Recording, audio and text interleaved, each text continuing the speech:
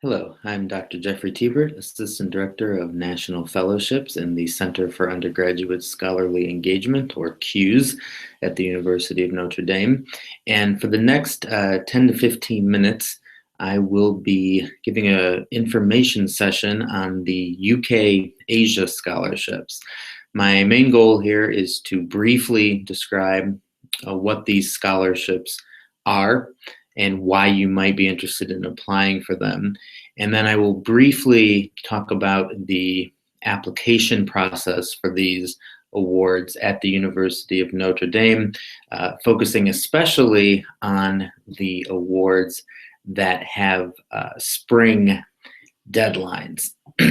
So to do this, I will use a handout that I've developed that I'll be putting here on the screen. So I will go ahead and shift over to that.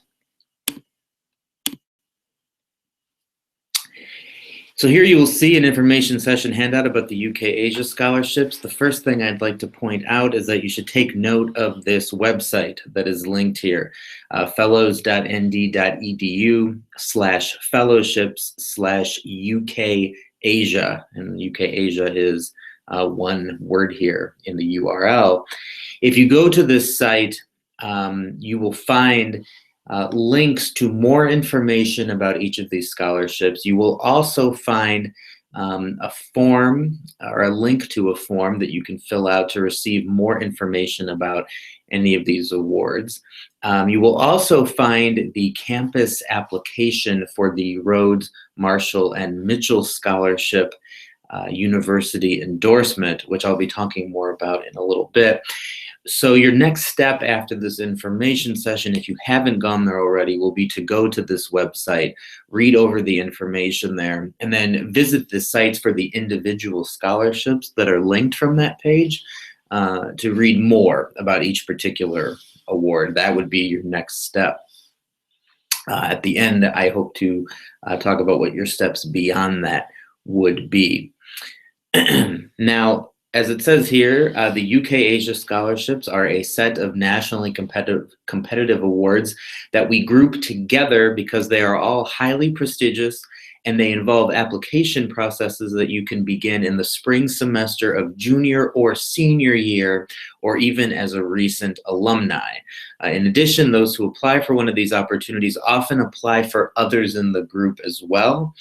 So this handout that I've got here on the screen provides basic information about each of these awards, along with information about the next steps, and I will be going over this in a little more detail in this session here.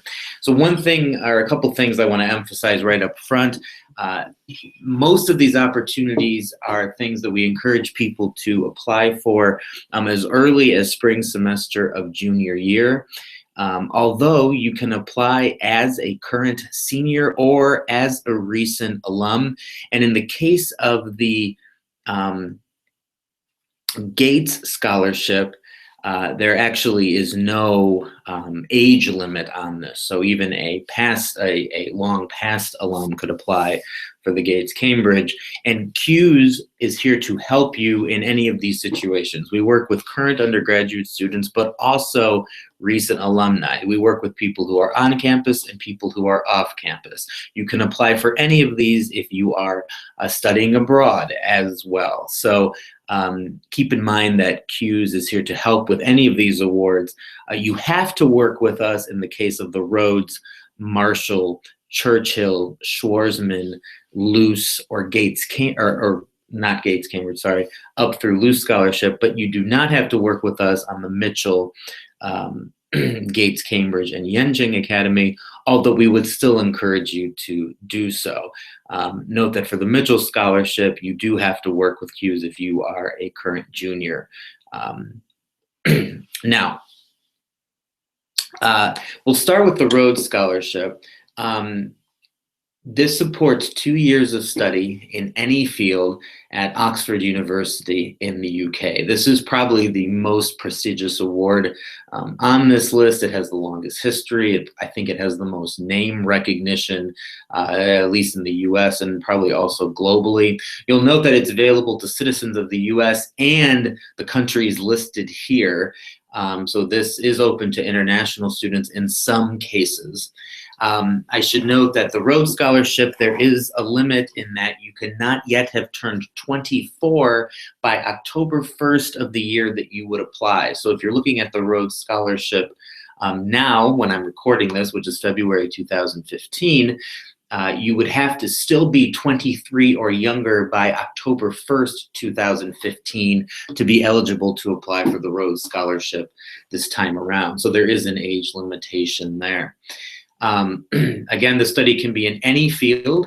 For these awards that offer 2 years of study, what people will often do is pursue either a 2-year master's degree, or they will put together 2 one-year master's degrees. Many of the master's programs at UK universities actually only run for 1 year, and so you can put together 2 back-to-back and propose to do that on a Rhodes Scholarship.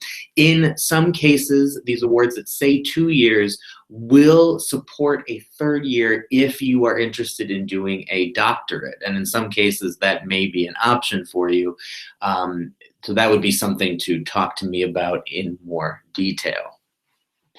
The Marshall Scholarship is 1 or 2 years of study in any fields at 1 or 2 UK universities. And what I mean by that is that you could choose to do 2 years of study at 2 different UK universities. You could find 2 ideal programs that are at 2 different places and propose to do them back to back. You could also do 2 years of study at a single university or 1 year of study at a single university. Those are your options on the Marshall. Again, the Marshall can support 3-year doctoral degrees in some cases. That would be something to talk with me about in more detail.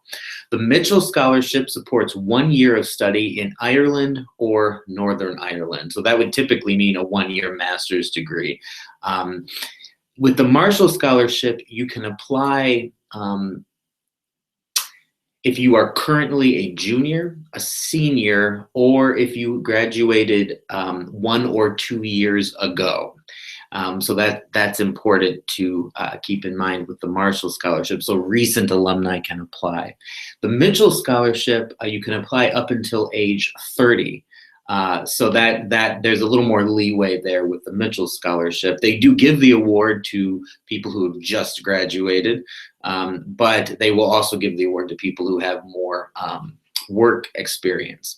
So the Rhodes, Marshall, and Mitchell all in some way support study in Ireland or the UK, and these are especially linked because they all involve an endorsement process unless you are an alum, in which case the Rhodes and Marshall would still require it, but not the Mitchell. So if you are an alum interested in the Mitchell Scholarship, you do not need a university endorsement.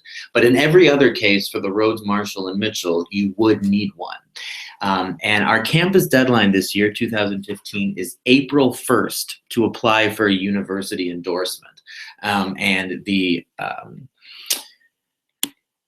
applications available at the website listed here. We'll talk more about that at the end of the session or near the end of the session, but these are the only awards that will require you to submit something in spring semester. You must submit an application by April 1st to be endorsed. Then if you were endorsed, you would have until the end of September to continue working on your application, but we would be working with you throughout that time. Now, to move to the Churchill Scholarship, this is specialized in that it is only for people in STEM fields. This would be to do a 1-year master's degree in a STEM subject at Cambridge University. So it could be a 1-year math degree, a 1-year biology degree, 1-year degree in engineering, but it has to be in STEM. Typically, this would mean going there to do a year of research before entering a PhD program in a STEM field, and that's why people would apply for the Churchill typically.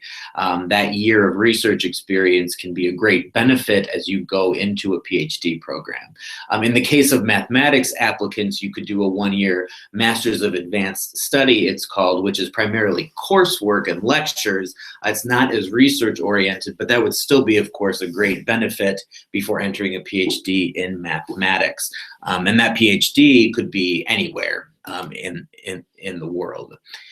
The Schwarzman Scholarship is brand new, so we know really the least about this one, but it aims to support a one-year master's degree in public policy, international relations, or economics and business at Tsinghua University in Beijing. And this is supposed to be China's answer to the Rhodes Scholarship. This would be of interest to people who would like to pursue a degree in one of these fields, although they are open to people from any background. So you don't necessarily have to have prerequisites in any of these fields in order to apply. The Schwarzman is just as much an academic opportunity as it is a networking opportunity. There will be a lot of influential world leaders, honestly, available to you through the Schwarzman program. These people will be visiting campus. They will be in the dining halls with you. They will be giving lectures. You'll be able to get to know them. The goal of the Schwarzman, I think, is really to pull together an outstanding cohort of students from around the world who will go on to become global leaders in the next few decades. So the Schwarzman Scholarship, I believe the age limit is 28, although I would have to check that, but recent alumni and some past alumni beyond that would be eligible for the Schwarzman Scholarship. It's also open to students from outside the US. It will be an international cohort. There are spaces reserved for Americans, but students from other countries can apply even if they attended a school in the US like Notre Dame. The CUSE Scholarship is a year-long professional placement or an internship, really, in Asia, in any field for those who have little to no experience there. They're interested in getting people who have the potential to become leaders in their fields, but would not normally consider spending a year in Asia. So perhaps you are a student who has experience in the global health field. Most of that experience has been in West Africa.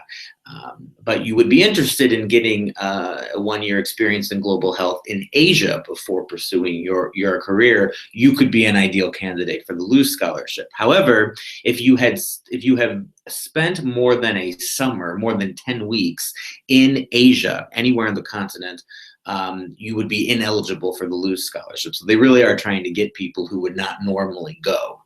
Now, the Gates-Cambridge Scholarship, this is another one that's open to international students and US citizens. It's one graduate degree in any field at Cambridge University.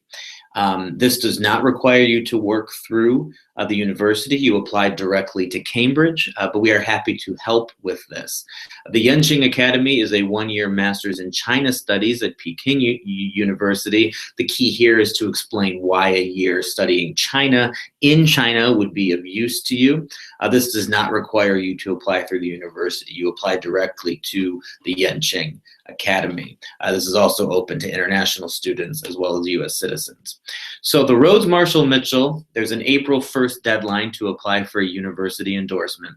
The Churchill Scholarship, we can only nominate 2 people a year, but that deadline is not until the fall semester, early in the fall semester. The Schwarzman Scholarship, we do not endorse people, but you do have to get a form from us, and we will have more information about that likely in April or May. And the CUSE Scholarship, we can nominate 3 people a year, and the deadline for that will be early in the fall semester as well. There's more information about this if you visit this website here and go to the individual pages about these awards. Now, to be competitive for these awards, you generally need a 3.7 plus GPA at the time of application. There are rare exceptions to this, but typically that is what is required.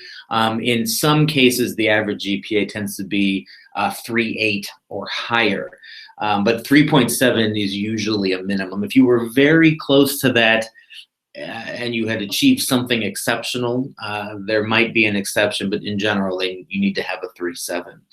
You need then at least one significant and unique leadership, service, research, and/or professional experience that is linked to your future goals. Now, it can be in any of these areas. It could also be an athletic experience, I should add that. But it has to be something that would make your application stand out from a pool of 100 outstanding applications.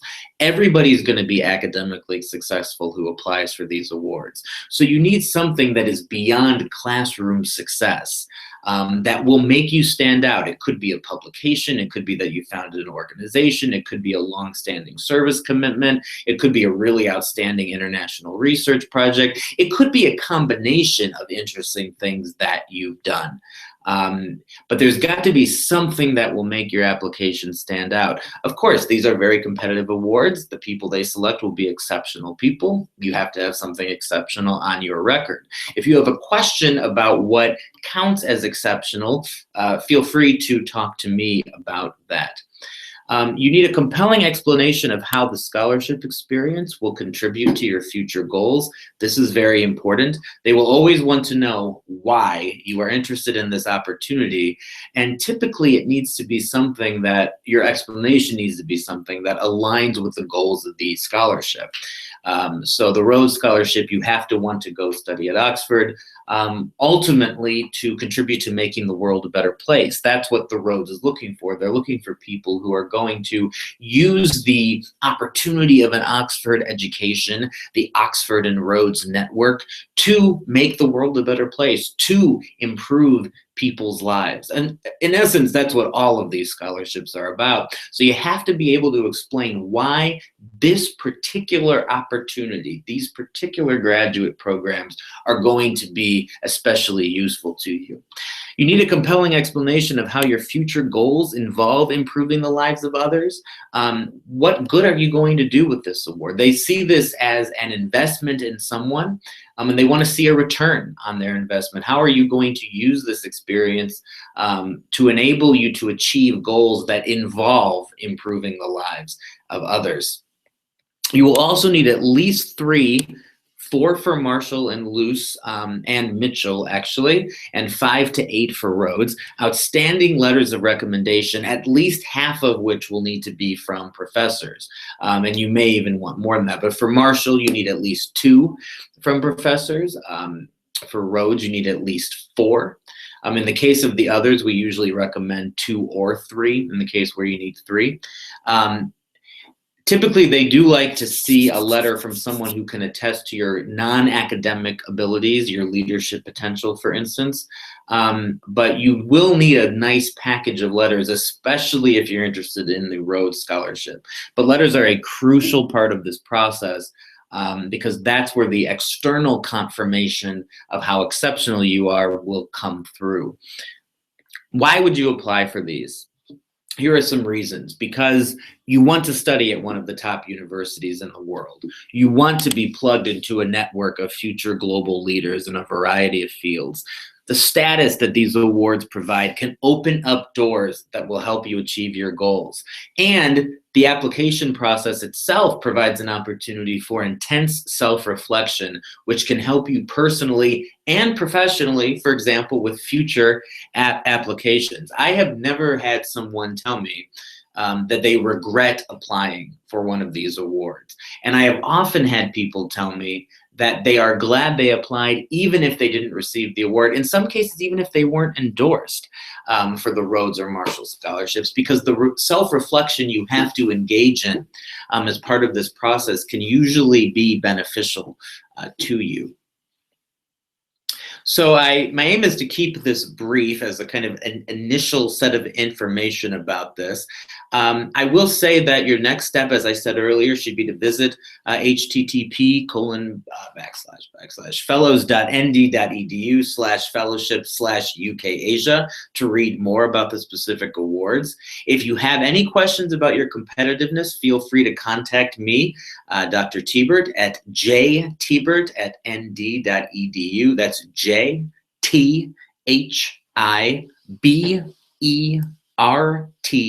nd.edu. You can ask me questions. We can set up a meeting.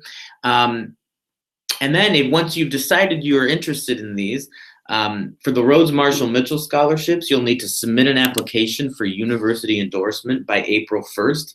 That application involves a brief form, 2 statements, each of which is 500 words. One is an autobiography, one is a statement of interest, and 2 letters of recommendation. I do not want this to dissuade anyone from applying for this award. You will be able to change anything in this application if you are endorsed. You will also have to submit a resume, I should note. But the goal of this is to help an endorsement committee decide whether you would have a good chance at the award, so that you don't necessarily have to go on and complete the entire process if it's unlikely that you would be competitive. And they will be honest with you about this, and I think that is really for the best. So you'd submit the application for university endorsement by April 1st. More instructions about that are available at the website. I'm happy to answer any questions you have. The Churchill and Schwarzman scholarships, we will be asking people to submit an application by September 9th. For the Churchill, that will be a complete application, and there will be more information about that at the Fellows Churchill website soon. The Schwarzman scholarship, you will not necessarily have to submit a complete application to us, but we will need to submit an evaluation on your behalf. So it's likely that we would need a very complete or nearly complete application by September 9th. We'll have more information about that on the Schwarzman site that we maintain. The Luce scholarship, you would submit an application by October 6th. For Gates, you apply directly to Cambridge by October 15th if you're a US citizen, or December 2nd if you are not. On the Yenching Academy, the priority deadline is October 30th, and that's the one I would encourage you to meet, although you do have until January 31st. I should note that you might also want to look into the NSF Graduate Research Fellowship Program if you're planning to pursue a graduate degree in science, engineering, or social science, and the Fulbright U.S. student program, which supports a year of study and or research or English teaching abroad. If you go to fellows.nd.edu/fellowships, you will find links there to more information about both of these awards. The Fulbright has an initial pre-application deadline of April 1st, although we will accept applications after that. I do encourage you to look into the Fulbright if that sounds interesting. Again, if you have any questions, contact me, Dr. Jeffrey Thibert, at jthibert@nd.edu. You can also email at fellows, that's plural, fellows@nd.edu. So your next step, again, would be to go to this website, fellows.nd.edu/fellowships/UK Asia, read more about the specific awards, send me any questions you have. We can meet if you'd like. And then if you're interested in the Rhodes Marshall Mitchell, go ahead and submit an application for university endorsement by April 1st. So I look forward to working with you, and I hope this information session was helpful. Thank you very much for your time, and please, again, do let me know if there's anything I can do to aid you along the way. Thank you.